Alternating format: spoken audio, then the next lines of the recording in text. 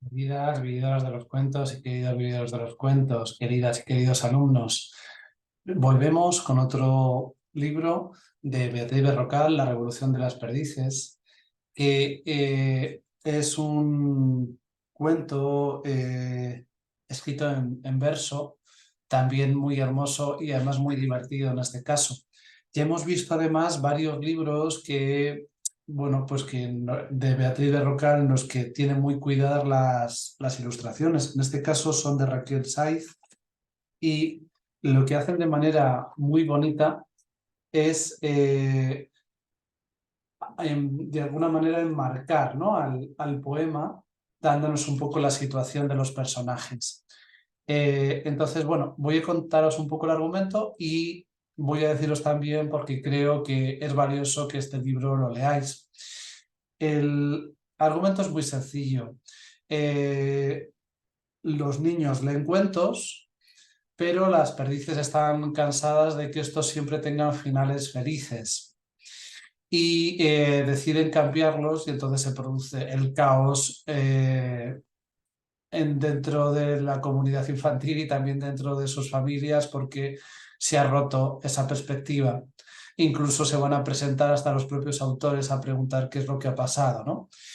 Entonces, este texto, este cuento en verso, es muy hermoso y es muy divertido, como decía, porque hace una reflexión muy interesante acerca del papel de los cuentos infantiles. Y es que, y esto no, esta sería un debate, ¿no? A que consideremos, y es, ¿acaso los cuentos infantiles siempre tienen que acabar bien? ¿No? Teniendo en cuenta que el cuento no deja de ser un modelo de representación del mundo, ¿no? Es decir, el niño que lo lee sabe que es ficción, pero de alguna manera representa, igual que nosotros cuando vamos a ver una película o al teatro, que nos deja buen o mal cuerpo en relación un poco a los que nos planteen en relación a lo humano, ¿no?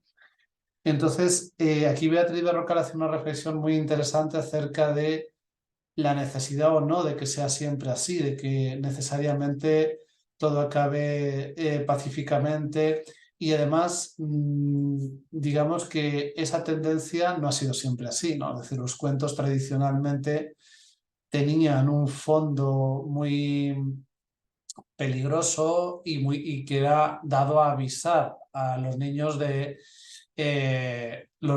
los daños que podían recibir si no obedecían, si no cumplían con lo que les decían sus padres, si se salían del camino, ¿no? Bueno, y en cualquier caso, además, esto engancha a esta autora y esta obra con otras cercanas en el tiempo que han hecho también esto, ¿no? Roald Dahl y sus cuentos perversos, Carmen Martín Gaite, en Caperucita en Manhattan, hacen un poco esta revisión para, bueno, pues para por lo menos plantear que la vida es más compleja que eso, ¿no? Y bueno, lo hace con mucho encanto el texto. Entonces, bueno, además el estilo es muy sencillo, son distintos cuartetos muy cercanos, referencias a cuentos que todos conocemos. Quería yo mencionaros, leer algún fragmento para que tengáis la sensación un poco de cómo es la sonoridad también que tiene, ¿no? Y el encanto.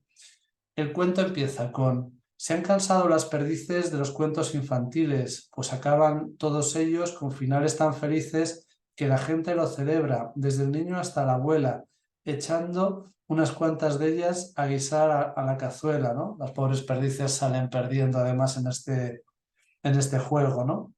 Entonces hay muchos cuentos que salen, se tuercen, ¿no? Gracias a las perdices y los niños pues se preocupan, ¿no?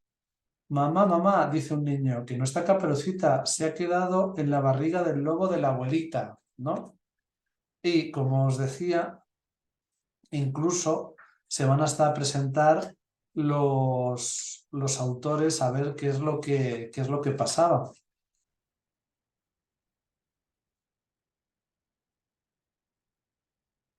A ver, un momentito. Aquí.